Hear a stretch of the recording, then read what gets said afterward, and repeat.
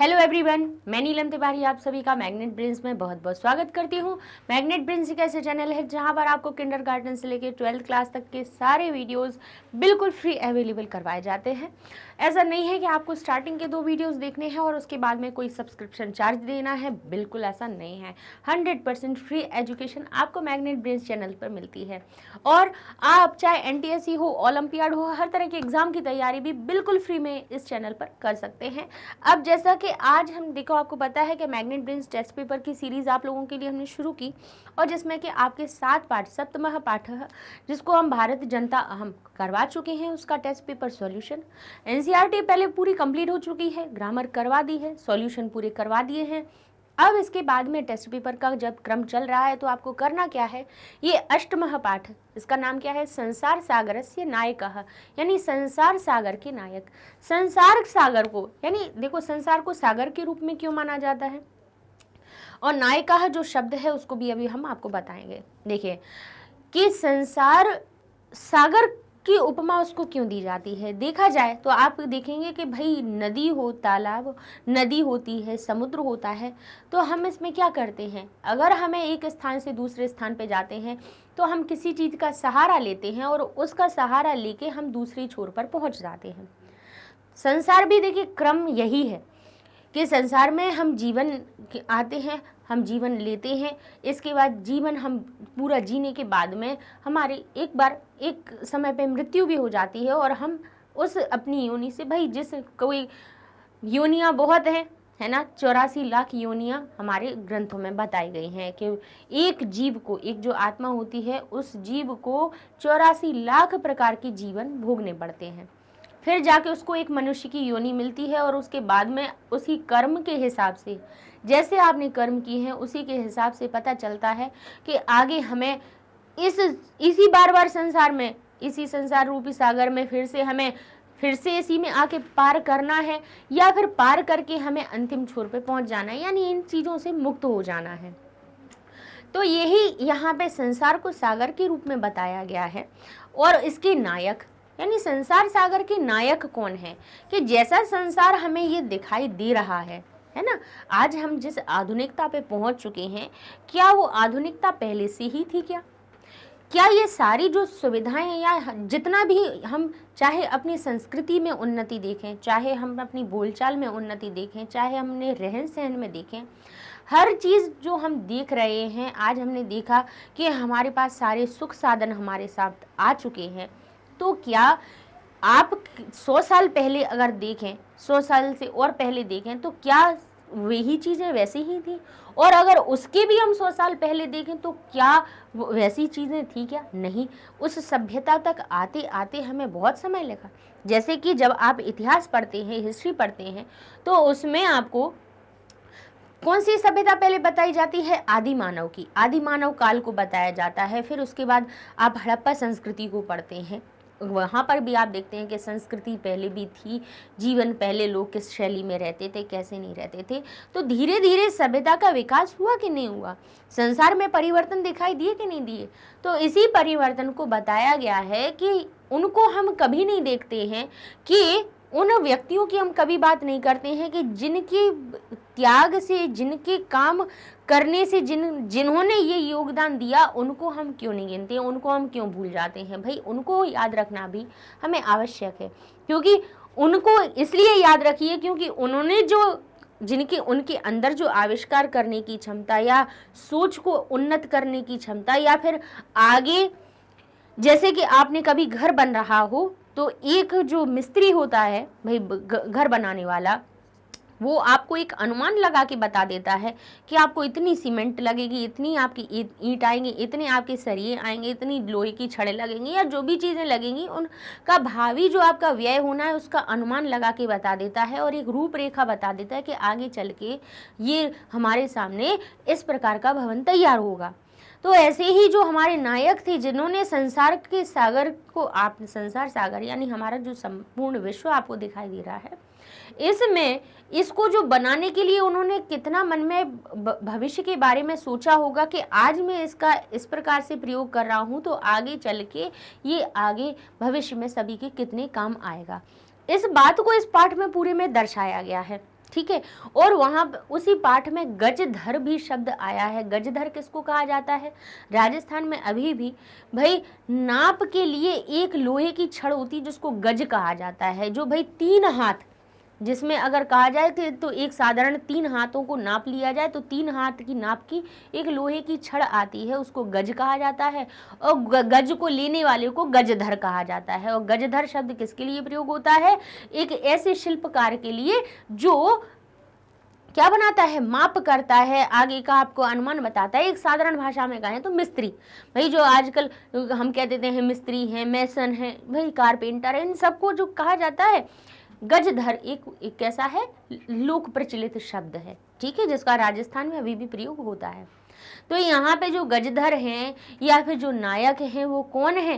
किनके बारे में बात हो रही है? उनके बारे में बात हो रही है जिन्होंने आज हम जिस जगह पे पहुंचे हुए हैं, जिस संसार को हम देख रहे हैं, उन संसार को बनाने के लिए प्रयास किए, ठीक है ना। तो ये रूपरेखा हमने क्यों बताई? क्योंकि जिससे कि हम जब सॉल्व आपको करवाएं, टेस्ट पेपर का हल करवाएं तो आपको कोई चीज़ अटपटी ना लगे, कहीं ऐसा ना लगे कि ये जो हम वाक्य बोल रहे हैं वो कहाँ से आया है। तो अब आप उसको सरल तरीके से समझ पाएंगे।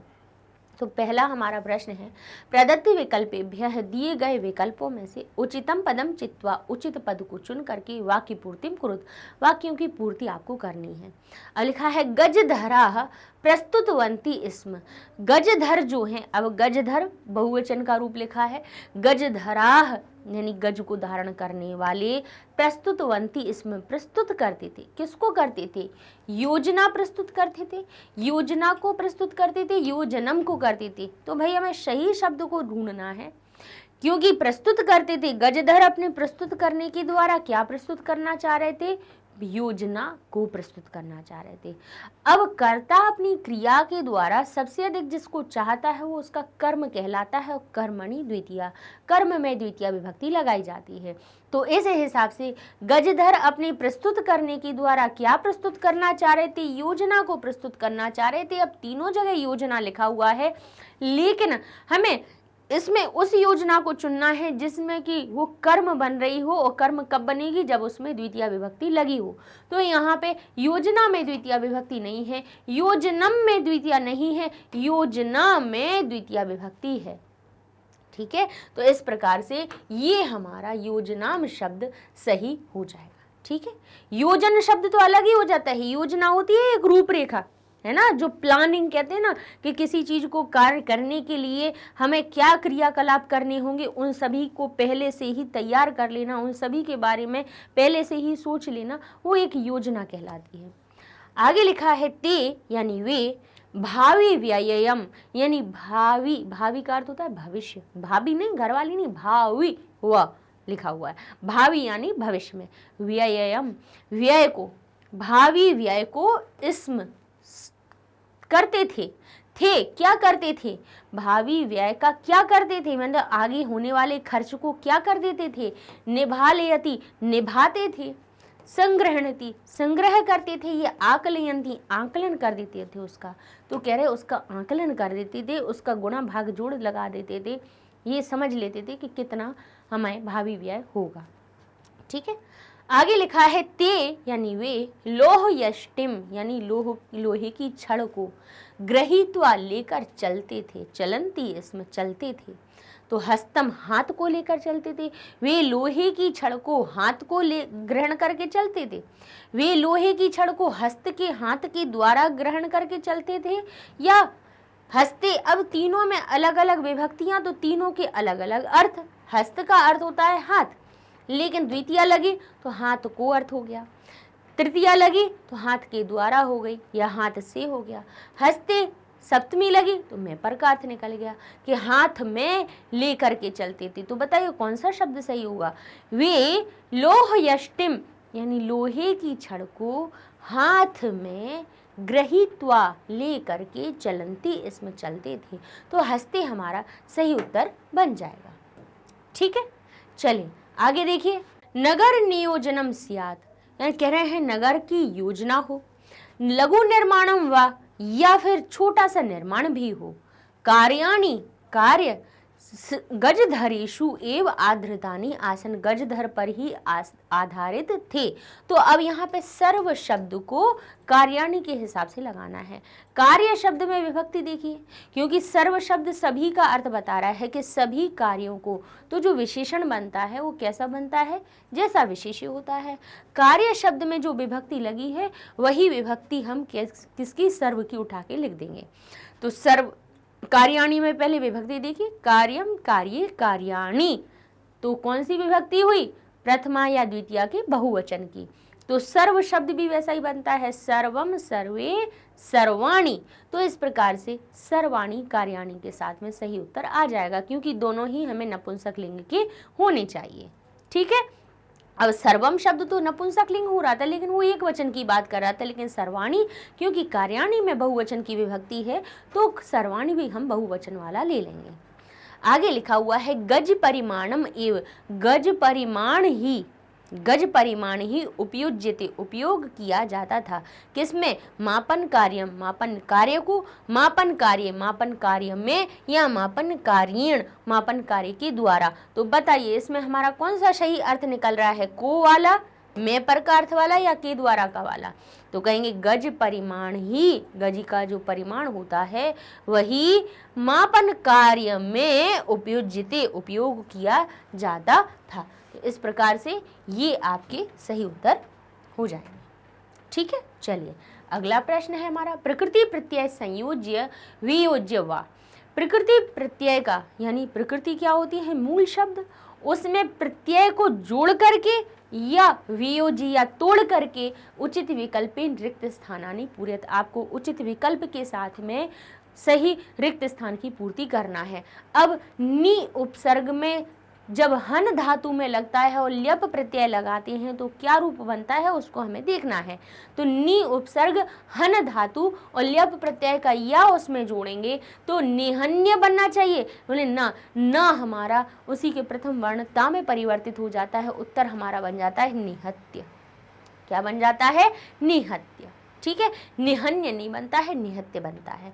आगे लिखा है पुस्तकानि आदाय, तो आदाय किन शब्दों से मिलकर बना, आ उपसर्ग, इसमें दा धातु और यह आया है ल्यप प्रत्यय से। यह कहीं पे भी देखिए समझ जाना कि यहाँ पे ल्यप प्रत्यय का प्रयोग हुआ है। ठीक है, तो हमारा क्या बन जाएगा, आ उपसर्ग, और वो भी अ छोटा वाला नहीं, बड़ा आ दा और ल्यप प्रत्यय, तो आदाय ये हमारा सही हो जाएगा। आगे लिखा है वृक्षात, वृक्षात के बाद क्या लिखा है, अव उपसर्ग त्रि धातु और ल्यप लकार, और सॉरी ल्यप प्रत्यय, तो ल्यप प्रत्यय का ल और प हमारा लशक होता है, द्वितीय सूत्र होता है, उससे लोप हो जाता है, उसका हलंत्यम, इत संज्ञा हो जाती है, इत संज्ञा से तस्य लोपा से लोप हो जाता है, भाई सूत्रों से होता है, तब बचता केवल यह है ल्यप प्रत्यय का। ठीक है, तो यहाँ पे जो हमारे त्रिधातु है उसका रूप क्या परिवर्तित हो जाता है, हमारा रूप बन जाता है अवतीर्य, क्योंकि अब उपसर्ग हो जाता है,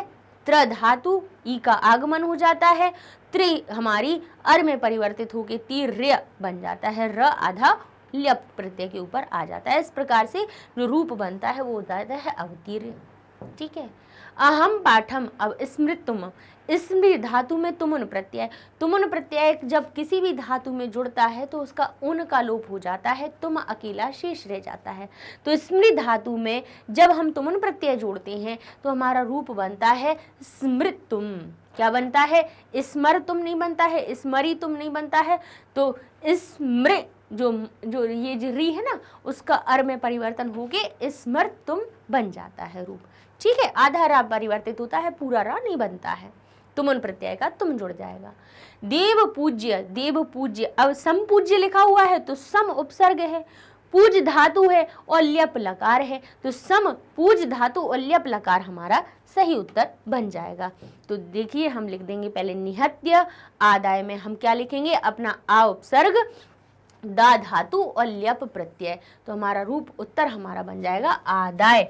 अब यहाँ पे हम उत्तर लिख देते हैं आपका, तो जिससे कि आपको स्पष्ट हो जाएगा, आ उपसर्ग, दा धातु और ल्यप प्रत्यय। ठीक है, आगे लिखा है अवतीर्य बनेगा हमारा, अब उपसर्ग में त्रि धातु में ल्यप प्रत्यय लग जाने पर। आगे लिखा है स्मृतुम, स्मृ धातु तुमन प्रत्यय से स्मृतुम बनता है।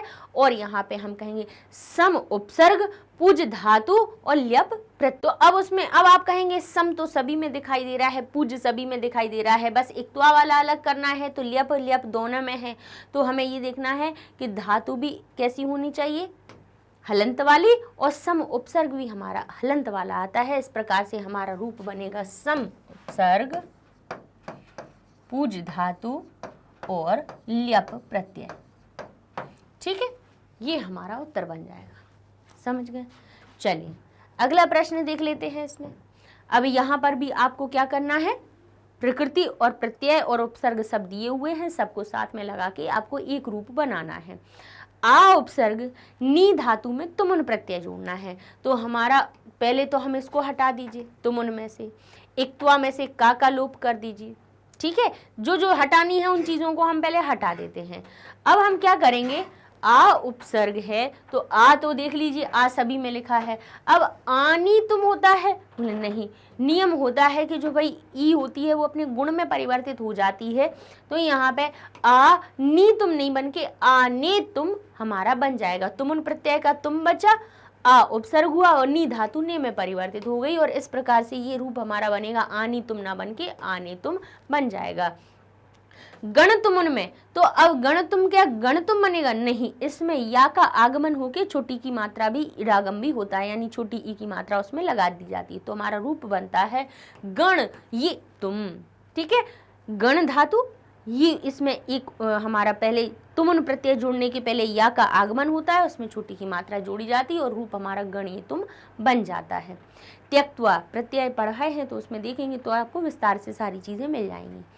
त्यज धातु में त्वा प्रत्यय लगाते हैं तो ज जो होता है अंतिम वाला वो आधे का में परिवर्तित हो जाता है और रूप हमारा त्यजत्वा नहीं बनता है, त्यजित्वा नहीं बनता है, हमारा बनता है त्यक्त्वा। ठीक है, ये वाला का लोप हो जाता है लेकिन इस जा का में परिवर्तन हो जाता है। ठीक है ना, कौन सी संधि होती है हमारी खरी चा, जो हमारी जशत्व संधि होती है उसी का जस्ट जब उल्टा हो जाता है तो तृतीय वर्ण जब प्रथम में परिवर्तित होता है तो संधियों के नियम लगने के बाद में ये परिवर्तन हो जाता है। ठीक है, पृष्ठुम किससे बनता है, अब तुम देखे तो तुमुन प्रत्यय है तो कहेंगे तुमुन प्रत्यय है, ये तुम अकेला नहीं होता है, तुम अकेला नहीं होता है, प्रत्यय होना चाहिए तुमुन। तो पृच्छ धातु में पृष्ठुम जो शब्द बनता है किससे बनता है, बोले पृच्छ धातु में जब तुमुन प्रत्यय लगाया जाता है तो जिससे कि च और छ श में परिवर्तित हो जाते हैं और हमारा बन जाता है पृष, और ये श छ के आगमन से ता हमारे टा में परिवर्तन हो जाता है और इस प्रकार से ये बन जाता है पृष्ठुम। ठीक है, उन लोप हो जाता है। तो इस प्रकार से ये हमारा बन जाएगा पृच्छ धन तुमुन। दृष्टुम से क्या बन जाता है, री का अर बन जाएगा तो द्रा हो जाएगा, श में परिवर्तित हो जाएगा तो श बन जाएगा और दृष्टुम बनता है। दृष्टुम नहीं बनेगा, दर्शितुम नहीं बनेगा, दृष्टुम शब्द बनता है तुमुन प्रत्यय में जोड़ने से। ठीक है, तो ये हो गया आने तुम, गणे तुम, त्यक्त्वा, पृच्छधत्वमन और दृष्टुम। चलिए आगे लिखा है मंजूषातः उचितम पदम आदाय वाक्यानि पूरित। मंजूषा से उचित पद को लेकर के वाक्यों को पूर्ण कीजिए। सहस्त्रशः यानी हजारों, तड़ागाः हजारों जो तड़ाग हैं, हजारों जो क्या तालाब हैं, शून्यात ना प्रकटीभूता शून्य से प्रकट नहीं हुए हैं। तो अब यहाँ पे हम देखेंगे कौन सा सही पद हमारा सही हो रहा है। हजारों जो तड़ाग हैं शून्य से प्रकट नहीं हुए हैं, बहुप्रथिता बहु प्रकार से कहे गए। तड़ाग यानी तालाब, अब तड़ागा तो पहले ही लिखा है तो आएगा नहीं। सहसैव यानी अचानक ही, तो यहाँ पर हमारा सही उत्तर क्या बनेगा, सहस्त्रशः तड़ागा, हजारों जो तालाब दिखाई दे रहे हैं। तालाब का मतलब है ये तालाब एक संज्ञा के रूप में प्रयोग हुआ है, लेकिन कहीं ना कहीं क्या उसको एक लक्षण मान के बताया गया है। यहाँ पे जो कह रहे हैं कि जो हजारों तालाब दिखवाए गए हैं उनकी किसी ना किसी ने नींव रखी होगी, किसी ने उनका नाप लिया होगा, किसी ने उनकी योजना बनाई होगी, तब तालाब बनता है। भाई तालाब इसी प्रकार से बनता है। और तालाब का आशय यहाँ पे केवल तालाब से नहीं है, ये जो हमारी सभ्यता आपको हम अपने सामने अभी दिखाई दे रही है, इसका निर्माण या जो चीज़ें हम अब प्रयोग करते जा रहे हैं वो सभी चीज़ें किनके द्वारा बनाई गई हैं उनकी बात कर रहे हैं। तो कह रहे हैं जो हजारों तालाब हैं सहसैव अचानक ही शून्यात ना प्रकटीभूता। ऐसा थोड़ी ना है कि शून्य से अचानक से कि कुछ भी नहीं है और एकदम से चुटकी बजाई और सब कुछ आ गया, ऐसा तो नहीं हुआ ना। तो सहसैव हमारा यहाँ पे सही उत्तर बन जाएगा। पाठ पढ़ा है तो सब चीजें सरल हैं। इमे एव तड़ागा, ये सभी जो इमे एव इदम शब्द का प्रथमा विभक्ति बहुवचन का रूप आता है इमे, इदम इमे, और हमारा क्या बनता है एमौ और इमे। तो इमे शब्द का अर्थ होता है ये जो तालाब है, अत्र यहाँ, इति। अब कहेंगे इमे एव तड़ागा, अत्र वस्तुकारः गजाधारा संसार सागरः, या फिर कहेंगे बहुप्रथिता या तड़ागा। अब तड़ागा जब है तो वो तो आएगा नहीं, हम क्या कहेंगे इमे एव तड़ागा, ये ही जो तड़ाग है, अत्र यहाँ पे संसार सागर है, ये ही जो तालाब है, ये ही जो सभ्यता है वही संसार सागर है। ठीक है। अशेषे ही देशे निर्मीयन्ते इसमें, अशेषे ही इनके द्वारा ही देश में निर्मीयन्ते बनाए गए थे। क्या बनाए गए थे? तड़ाग बनाए, तालाब बनाए गए थे, इन्हीं के द्वारा ही देश में तालाब बनाए गए थे। तो हम तड़ागा शब्द सही करेंगे। गजाधरः, गजाधर जो है वो थे, क्या थे वो? वस्तुकारः आसन, वस्तुकार थे। पुराते, पहले वे कौन थे? पहले ये बताइए, गजाधर क्या थे? पहले वे कैसे थे? बहुप्रतिथा, बहुत ज्यादा प्रसिद्ध थे, इन अब नहीं है। इदानीम, अब शिल्प रूप में नैव समादृता संति, अब गजाधर शिल्प रूप में नहीं आदर पाते हैं। तो इस प्रकार से आपने अगर पढ़ा है पाठ तो ये सब चीजें आपको सरल हो जाएंगी।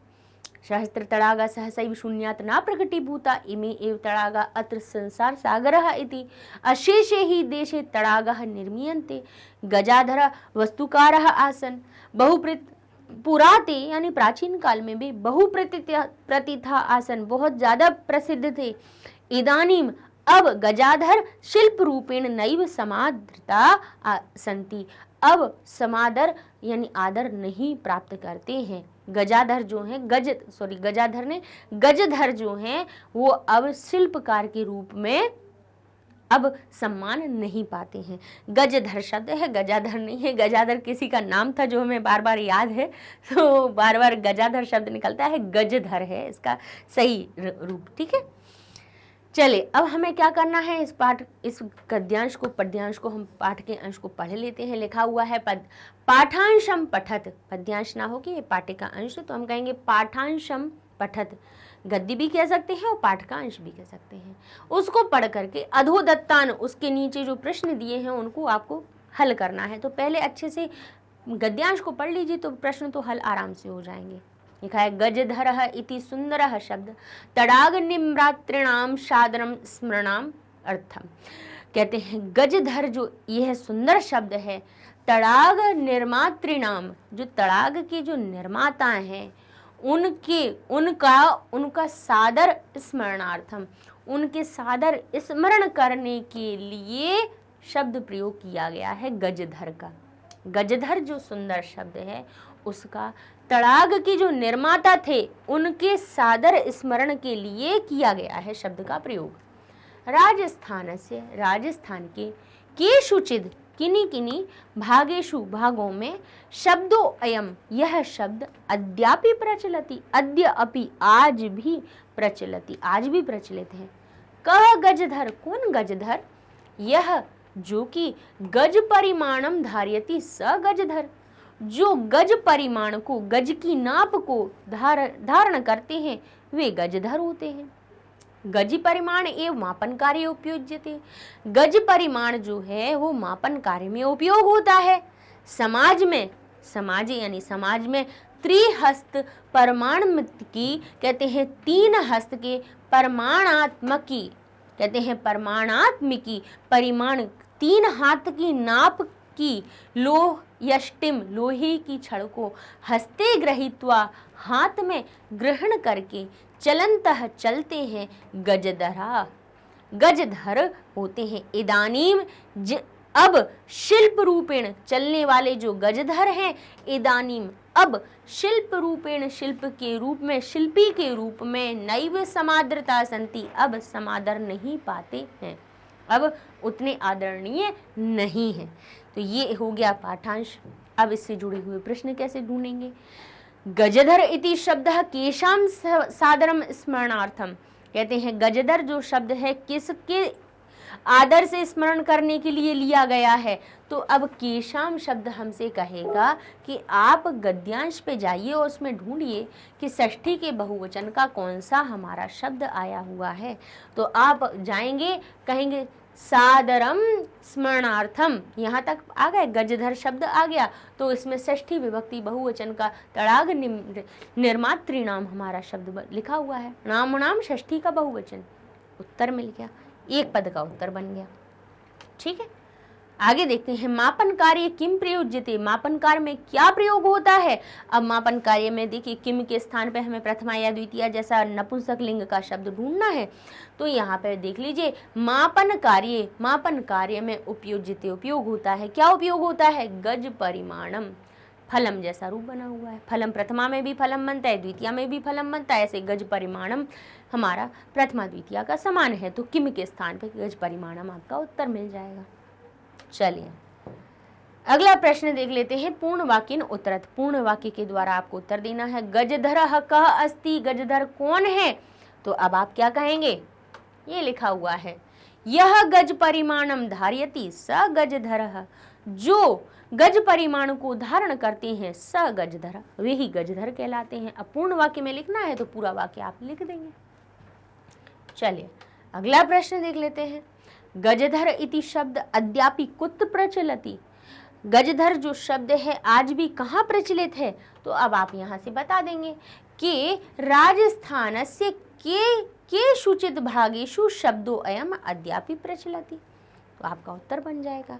और शब्दो अयम कौन सा, गजधर भी आप लिख सकते हो उसमें, है ना।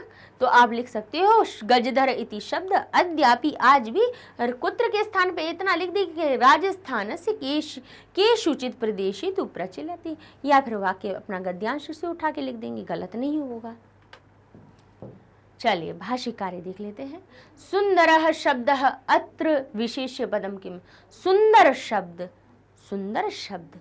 लिखा हुआ है, इन दोनों में विशेष्य क्या है, कौन किसकी विशेषता बता रहा है, शब्द की विशेषता बता रहा है कि वो सुंदर है।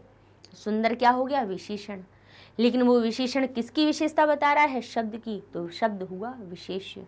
तो यहाँ विशेष्य पदम शब्द बन जाएगा। मापन कार्य अत्र किम विभक्ति वचन, मापन कार्य शब्द कार्य में कौन सी विभक्ति है। अब एक ही मात्रा अकारांत शब्द में कब आती है, मूल शब्द क्या है, मापन कार्य, अकारांत हुआ, एक ही मात्रा है, कहाँ आती है, सप्तमी की एक वचन में, बालक बालके बनता है, फल फली बनता है, तो मापन कार्य बन गया, कहाँ, सप्तमी के एक वचन में। चलिए तो अगला प्रश्न हम देख लेते हैं। यह गज परिमाणम धारयति स गजधरः इति वाक्ये, इस वाक्य में यह यानी जो, परिमाणम गज परिमाण को, धारयति धारण करता है, स गजधरः उसको गजधर कहते हैं, इति वाक्य इस वाक्य में धारयति क्रियापद से, धारयति जो क्रियापद से है उसका कर्ता कह, कर्ता कौन है बताइए। तो जो क्रिया के का कर्ता पूछा जाए उस क्रिया से आगे का वाक्य पढ़ जाया कीजिए, यानी जो धारयति क्रिया है उसके पीछे आपको प्रथमा विभक्ति का शब्द नहीं देखना है, उसके सीधे डायरेक्शन में बढ़ जाना है आगे की ओर। यानी यहाँ धारयति क्रिया, उसका फेस किस तरफ है, मुंह किस तरफ है, उस तरफ आगे बढ़ जाइए, जो प्रथमा विभक्ति में शब्द मिले वो कर्ता बन जाता है। तो परिमाणम शब्द में तो द्वितीय है, यह हमें प्रथमा है, तो प्रथमा हमारा बन गया। कर्म किम, कर्म क्या है, तो कर्मणि द्वितीय, कर्म में द्वितीय विभक्ति होती है, क्रिया के आगे देख लो। अब ऐसे भी हम पहचानते हैं कि कर्ता अपनी क्रिया के द्वारा जिसको चाहता है वो कर्म बनता है, और कर्मणि द्वितीय अर्थात द्वितीय विभक्ति जिस पद में लगी होती है वो कर्म बन जाता है, तो गज परिमाणम कर्म बन जाएगा। ठीक है, चलिए अगला प्रश्न है। अधुना एतस्य पदस्य पर्याय पदम चित्वा लिखत, अधुना इस पद का, यानी अधुना जो शब्द है, अधुना का अर्थ क्या होता है, आज, अब, अधुना का अर्थ क्या होता है, अब या अभी। तो कहते हैं अब का यहाँ पे बताइए पर्याय पद कौन सा आया है पाठ्यांश में, तो बताइए अधुना का कौन सा आया है, यहाँ देख लीजिए इदानीम यानी अब लिखा हुआ है, और बाकी कहीं है नहीं है ना। अधुना, इदानीम, संप्रति, ये इनका अर्थ एक ही होता है कि अब, ठीक है। जो हम हिंदी में अब कहते हैं उसी को संस्कृत में इदानीम कहते हैं। आगे देखिए, संधि विच्छेदम व क्रियताम, संधि करो या विच्छेद करो, ये दोनों में से ही करना है। नैव में संधि विच्छेद किया, ऐ की मात्रा कहाँ आती है? वृद्धि संधि में आती है, जहाँ पे अ और ए के मेल से ऐ की मात्रा बनती है, यानी ए की एक मात्रा में वृद्धि हो जाती है, इसलिए उसको वृद्धि संधि कहा जाता है। तो न में छुपा हुआ अ ए से मिलता है तो ऐ बनता है, तो ऐ को तोड़े तो अ और ए में टूट जाएगा, तो न धन एव बन जाएगा नैव। स्मरणार्थम, अब स्मरण और अर्थम में णा भी पूरा है, अ छुपा हुआ है, इसमें अ छुपा हुआ है, अ और आ दोनों मिले बड़ा आ बन गया। अकह सवर्णी दीर्घा सूत्र से दीर्घ संधि का नियम लग गया, तो बड़ा आ की मात्रा णा में लग गई, इसका लोप हो गया तो बन गया स्मरणार्थम। ठीक है, संधि हम करवा चुके हैं। अब आपको इन शब्दों में लिंग विभक्ति वचन को पहचानना है। तो अब आप क्या करेंगे? लिंग विभक्ति वचन पहचानने के लिए सबसे पहले हम ढूंढेंगे यहाँ पर शब्द, मूल शब्द क्या है। ठीक है, मूल शब्द पता चल जाए तो लिंग पता चल जाएगा कि इकारांत है, अकारांत है, आकारांत है, कि स्त्रीलिंग है, पुल्लिंग है, ये सारी चीज़ें पता चल जाएगी।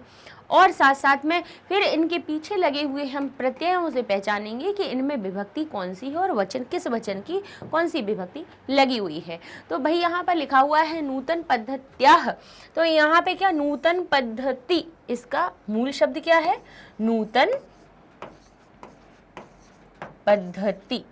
इकारांत शब्द आ रहा है, इकारांत, और वो भी कैसा? मति जैसा बन रहा है, तो ये हमारा कौन सा हो जाएगा? स्त्रीलिंग हो जाएगा।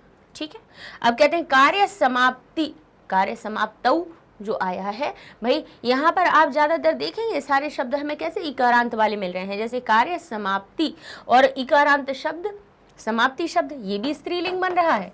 और औ की मात्रा कहाँ आती है? सप्तमी विभक्ति में, हरि हरऊ बन जाता है, मति और हरि के एक जैसे रूप बनते हैं। प्रविधि, प्रविधि, अब ये ना जो शब्द है, ध्यान कीजिए कि यहाँ पे जो ना लिखा हुआ है कहाँ आता है? पुल्लिंग में आता है, स्त्रीलिंग में नहीं आता है। और विधि जो शब्द है कि प्रविधि पूरा मिला के तो स्त्रीलिंग बनता है, लेकिन अगर विधि शब्द को देखा जाए तो वो हमारा पुल्लिंग बनता है। विधि जो शब्द होता है इकारांत हरि जैसे इसके रूप बनते हैं, जैसे हरि बन जाता है हरिना, ठीक है, ऐसे ही विधि बन गया विधिना, तो यहाँ पर ये हमारा पुल्लिंग शब्द बन जाएगा। समाज शब्द, हम पहले मूल शब्द को पहचानेंगे। समाज अकारांत है, पुल्लिंग शब्द है। और अस्मिन जो शब्द है, अब अस्मिन आता कहाँ से है? इदम के शब्द रूपों से आता है। कहाँ से आता है? इदम के। इदम के पुल्लिंग और नपुंसक लिंग, स्त्रीलिंग नहीं, स्त्रीलिंग के अलग होते हैं पुल्लिंग से। तो जो अस्मिन शब्द है पुल्लिंग और नपुंसक लिंग की जब इदम के आप शब्द रूप देखेंगे तो उसकी सप्तमी विभक्ति एक वचन में इदम शब्द अस्मिन बन जाता है। पुल्लिंग और नपुंसक लिंग की विशेषता ये होती है कि इनके जो भी सर्वनाम रूप होते हैं या संज्ञा रूप होते हैं वो होते कैसे हैं? तृतीया से सप्तमी तक समान होते हैं, बस प्रथमा और द्वितीया में अंतर होता है। ये नपुंसक लिंग और पुल्लिंग की खास विशेषता है। तो ये हमने ध्यान कर लिया। अब हम इसमें देखेंगे कि विभक्ति वचन कौन सा है।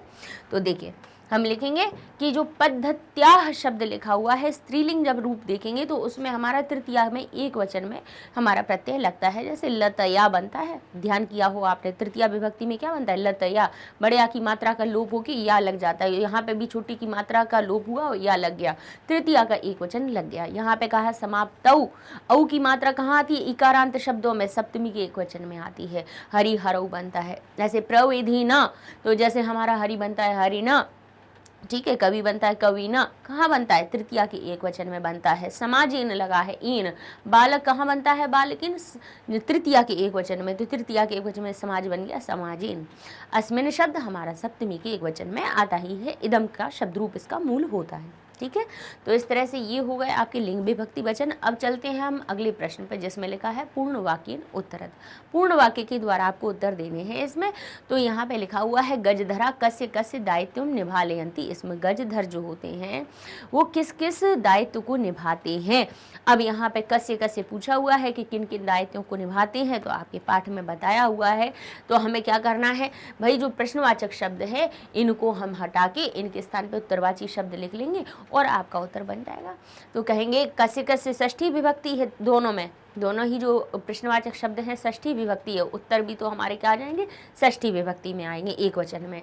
गजधरा, जो गजधर होते हैं वो किसका, कहेंगे नवनिर्माणस्य, नवनिर्माण का, और बाद में लगाया जाता है इसलिए चा बाद में, नवनिर्माणस्य सुरक्षा प्रबंधस्य। अब दोनों ही देखिए षष्ठी विभक्ति देखिए दे, इसीलिए दो काम जो गजधर करते हैं वो क्या होता है, एक तो नवनिर्माण होता है और सुरक्षा प्रबंध, ये दोनों ही चीजें वो करते हैं। तो दोनों में ही काकी के का अर्थ जोड़ना है, तो नवनिर्माण हो गया नवनिर्माणस्य और सुरक्षा प्रबंध हो गया सुरक्षा प्रबंधस्य। ठीक है, दोनों में ही षष्ठी विभक्ति लगाई और बाकी बाद हमने पूरा अपने प्रश्न में से लिख दिया, उत्तर हमारा बन गया। ठीक है, अब ऐसे ही देखिए प्रतिदाने ते किम ना याचनते, से प्रतिदान में वे क्या नहीं याचना करते हैं। पाठ पढ़ा हुआ है कि जो गजधर होते हैं भाई, जो एक मकान की जो रूपरेखा बनाते हैं उसको बनाने का सारा काम करते हैं, नूतन नव निर्माण की पद्धति करते हैं, सुरक्षा प्रबंध करते हैं, जो भावी व्यय होता है उसको भी देखते हैं, उसका भी आकलन करते हैं, सारी चीज़ें करते हैं। तो उसके लिए वो प्रतिदान में क्या लेते हैं, अर्थात उसके बदले में वो क्या लेते हैं, तो क्या नहीं मांगते हैं, ये पूछा गया है कि प्रतिदान ते किम ना याचन्ति, इसमें वे क्या नहीं मांगते हैं। तो हम उत्तर में लिखेंगे प्रतिदाने ते यद ना आचन्ते तद ना आचन्ते, कि प्रतिदान में वे वह नहीं मांगते थे, यद जिसको कि दातुम, यद दातुम जिसको देने के लिए, तेषाम स्वामिनः उनके स्वामी, असमर्था आसन, असमर्थ होते हैं, उन चीज़ों को नहीं मांगते हैं। हमारे पाठ में इस बात को बताया गया है कि जो गजधर होते हैं वो प्रतिदान में ऐसी कोई चीज़ नहीं मांगते हैं जो कि स्वामी उसको ना दे सके। ठीक है ना, तो क्या कहेंगे प्रतिदान ते तद ना याचन्ते, इसमें ठीक है, किम की जगह पे आप पहले ना तद लिख दीजिए, प्रतिदान ते तद ना याचन्ते, इसमें यद जो कि दातुम तेषाम, यद दातुम जिसको देने के, दातुम तेषाम उनके स्वामी, तेषाम स्वामी ना उनके स्वामी, असमर्था आसन। तो इस प्रकार से ये हमारा पूर्ण वाक्य में उत्तर बन जाएगा। ठीक है, अगला है हमारा प्रश्न, कार्य समाप्तो गजधरेभ्यः किम किम दीयते। इसमें कार्य समाप्ति पर गजधरों को क्या क्या दिया जाता था। तो आप किम किम की जगह पे अब आप बताएंगे कि क्या क्या दिए थे, इसमें क्या क्या दिया जाता था। आप कहेंगे कार्य समाप्तौ, कार्य समाप्ति पर गजधरेभ्यः गजधर को क्या, वेतनानि अतिरिच्य, वेतन के अतिरिक्त, और क्या सम्मानम अपि, दो चीजें लिखनी है, वेतन से अतिरिक्त के वेतन के अतिरिक्त, वेतनानि अतिरिच्य वेतन के अतिरिक्त, सम्मानम अपि प्रतिदीयते, इसमें सम्मान भी दिया जाता था। ठीक है, सम्मानम अपि का अर्थ होता है भी। ठीक है, इस प्रकार से ये आपके पूर्ण वाक्य के उत्तर बन जाएंगे। जैसा कि पाठ अगर पढ़ा हुआ है तो पाठ में से आप ढूंढ के आसानी से लिख सकते हो, कोई दिक्कत नहीं है। अब आगे हमारा प्रश्न है, कोष्ठक दत्तस्य शब्दस्य उचित रूपम प्रयोज्य वाक्यानि पूरयत। अब कोष्ठक में जो शब्द दिए हुए हैं इनके आपको उचित रूप प्रयोग करने हैं। ठीक है, भ्रातृ लिखा है, गुरु लिखा है और अध्यापिका लिखा है। अब यहाँ पर ये जो शब्द लिखे हैं और यहाँ रिक्त स्थान देखिए, और रिक्त स्थान के बाद में थोड़ा ये एक बार आप नज़र घुमा के देखिए तो क्या लिखा है, सह, और सह के योग में तृतीया लगाई जाती है। सूत्र हमने कई बार बताया है कि सहार्थे तृतीया, क्या कहते हैं, सहार्थे तृतीया। ठीक है, यानी सह के अर्थ में, सह का अर्थ होता है साथ, सह के लिए क्या करना है आपको, सहार्थे तृतीया, सह के अर्थ में आपको तृतीया विभक्ति लगानी है, यानी सह के साथ में, सह के लिए, जहाँ पे आपके पास ये सह का अर्थ क्या होता है, साथ, सह का अर्थ क्या होता है, साथ, सह, सार्धम, समम, साकम, ये चार शब्द होते हैं जो साथ का अर्थ बताते हैं, अव्यय होते हैं। और अगर किसी खाली स्थान के बाद सह लगा हुआ है तो उस रिक्त स्थान में आपको जो शब्द भरना है उसमें आपको तृतीया विभक्ति लगानी होगी। ठीक है, भले ही उसमें काकी के का अर्थ निकल रहा हो। ठीक है, जैसे लिखा है भगिनी यानी बहन, भ्रातृ यानी भाई, सह यानी साथ। अब हम क्या कहेंगे, भाई के साथ। इस हिसाब से तो भ्रातृ शब्द भ्रातु हो जाना चाहिए क्योंकि के का अर्थ निकल रहा है, लेकिन सहार्थे तृतीया सूत्र कहेगा ऐसा नहीं होगा, तृतीया ही लगानी पड़ेगी। तो भ्रातृ शब्द तृतीया विभक्ति में बन जाता है भ्रात्रा, ये हो जाएगा भगिनी भ्रात्रः स आपणम अगच्छत। ठीक है, यानी बहन जो है वो भाई के साथ बाजार गई। शिष्याः, शिष्याः यानी शिष्याः क्या करें, सह गच्छन्ति, शिष्य जाते हैं, साथ जाते हैं। किसके साथ जाते हैं, गुरु के साथ जाते हैं। तो गुरु में काकी के का अर्थ निकल रहा है, षष्ठी लगानी चाहिए, लेकिन सह सहार्थे तृतीया ने कहा नहीं, आप कौन सी लगाइए, तृतीया लगाइए। तो यहाँ गुरु हो गया गुरुणा। ठीक है, आगे देखते हैं, छात्रा सह वार्ता करोति, छात्रा के अब साथ वार्ता करती है, करता है, छात्रा है तो करती है हो जाएगा, क्योंकि छात्रा लड़की है। किसके साथ करती है, अध्यापिका के साथ। तो अध्यापिका शब्द में भी तृतीया लगा देंगे तो क्या बन जाएगा हमारा, अध्यापिका पिकया, क्योंकि जो आकारांत शब्द होती है तृतीया विभक्ति लगती है, तो बड़े या की मात्रा का लोप हो गया, उसमें या जोड़ देते हैं तो तृतीया विभक्ति उससे या के द्वारा का अर्थ निकल आता है। तो ये हमारा रूप हो जाएगा अध्यापिकया, अध्यापिकया सह वार्ता करोति। ठीक है, तो ये चीज़ आपको हमेशा याद रखनी है कि अगर सह शब्द है तो उसके योग में आपको तृतीया विभक्ति लगानी है। चलिए अगला हम देख लेते हैं, उभयतः अभितः पूर्वम। हमने ये सारे शब्द क्यों पढ़े, क्योंकि रिक्त स्थान के बाद हमने सबसे पहले अव्ययों को देख लिया। तो हमारा एक सूत्र कहता है, अभितः परितः समयानेक्षा उभयतः सर्वतः हा प्रतियोगे द्वितीया। अभितः लिखा हुआ हो, परितः लिखा हुआ हो, उभयता लिखा हुआ हो, सर्वतः लिखा हुआ हो, हा लिखा हुआ हो, प्रति लिखा हुआ हो, इन सब के योग में आपको जो शब्द लिखना है रिक्त स्थान में उसमें द्वितीय विभक्ति लगा दीजिएगा। तो मार्ग हमारा हो जाएगा मार्गम, आचार्य हो जाएगा आचार्यम, और पूर्वम योगे पंचमी, यहाँ पे क्या हो जाएगा, से पूर्व, पूर्व के तड़ागान रचयन्ति। इसमें के, अब इसका अर्थ क्या निकला है, पूर्व में के कौन तड़ागान रचयन्ति, इसमें कौन तड़ागों को रचते थे। कौन तड़ाग किसको कहा जाता है, तालाब, कौन तालाबों को रचते थे। अब पूर्व लिखा है, पूर्व कौन तालाबों को, तो कहेंगे एतत् यानी यह पूर्व, तो सही होगा क्या, नहीं कहेंगे इससे पूर्व, क्या कहेंगे हम, इससे पूर्व कौन तड़ाकों को रचता है। तो पूर्व के योग में हमें कौन सी लगानी होती है, पंचमी लगानी होती है। तो हमारा एतत् शब्द पंचमी विभक्ति में बन जाएगा एतस्मात्, यानी इससे पूर्व। तो से का अर्थ लगाया तो हमारा अर्थ सही हो गया। अब आप कहोगे एतत् का अर्थ तो यह होता है, इस कैसे होता है भाई, संस्कृत में हम, हिंदी में तो हम कह देते हैं एतत् एते एतानि, तो हम कह देते हैं प्रथमा विभक्ति की बात बता रहे हैं। यह और वह जो होता है उसको हम हिंदी में कुछ अलग प्रकार से, इस प्रकार से बोलते हैं, हम कह देते हैं यह, ये दोनों, ठीक है, और ये सब, ये या ये सब, ठीक है।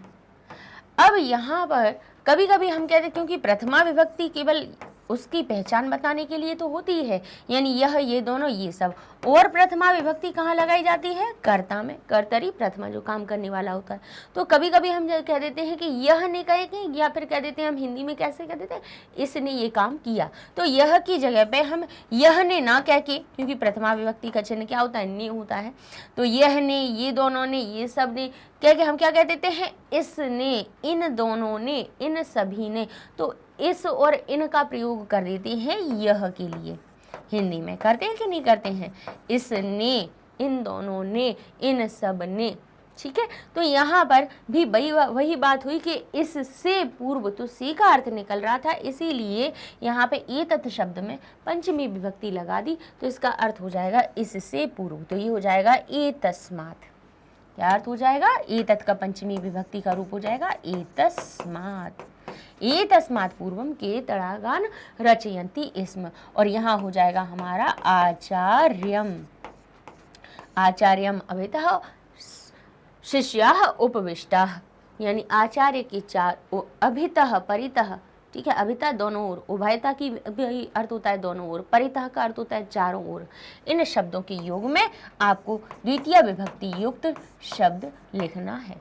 मार्गम उभयतः जनाः स्थितः, इस प्रकार से ये आपके हो जाते हैं रिक्त स्थान, ठीक है। और इसी के साथ में आपका ये टेस्ट पेपर भी ख़त्म हो जाता है। नेक्स्ट वीडियो में हम आपको अगला जो हमारा पार्ट है उसके टेस्ट पेपर को सॉल्व करवाएंगे। अच्छा, ये सारे वीडियोस आपको हमारे YouTube के साथ साथ मैग्नेट ब्रेन्स चैनल पे भी आसानी से मिल जाएंगे। गूगल टैब पे जाना है, लिखना है magnetbrains.com, इंटर करेंगे वेबसाइट पेज ओपन हो जाती है। देखिए रजिस्टर करना है तो फ्री में कर सकते हैं, ऐप डाउनलोड करना है फ्री में कर सकते हैं, चैनल को ज्वाइन करना है फ्री में कर सकते हैं, कोई चार्ज नहीं लगना है। और वेबसाइट और ऐप में एक अच्छी बात ये है कि हमें ज़्यादा ढूंढने की परेशानी नहीं होती है। हमने सिंपल जैसे ही ऐप को या वेबसाइट को खोला तो हमें इस तरह से क्या मिल जाता है, पेज मिल जाता है जिसमें कि एक्सप्लोर टॉप कोर्सेज़ के नीचे देखोगे तो आप English medium, Hindi medium, spoken English, NTSC, olympiad सारी चीज़ें हैं यहाँ पे। अब आपने 8th क्लास को इनमें से सर्च किया तो 8th क्लास के सब्जेक्ट की लिस्ट आ जाती है। यहाँ पे रुचिरा पे गए तो आपने यहाँ पे चैप्टर वाइज वीडियोस देख लिए। देखिए सबसे पहले जैसे हमारा अभी कौन सा चल रहा है, ये संसार सागर से नायिका, तो आप इस पार्ट को खोलिए, इसको पढ़िए। इसको पढ़ने के बाद में फिर आप डाउनलोड कीजिए टेस्ट पेपर, और टेस्ट पेपर जब डाउनलोड हो जाए पहले खुद सॉल्व करने की कोशिश करना, उसके बाद में फिर सॉल्यूशन वीडियो पे आइएगा, जिससे कि एक सही क्रम बनेगा कि आपको पता चलेगा कि आपने पाठ को पढ़ा तो आपको कितना समझ में आया और कितने आप उसके प्रश्न के उत्तर दे सकते हैं। ठीक है ना, तो मिलते हैं नेक्स्ट वीडियो में, अपने नए पाठ को शुरू करेंगे। तब तक के लिए धन्यवाद।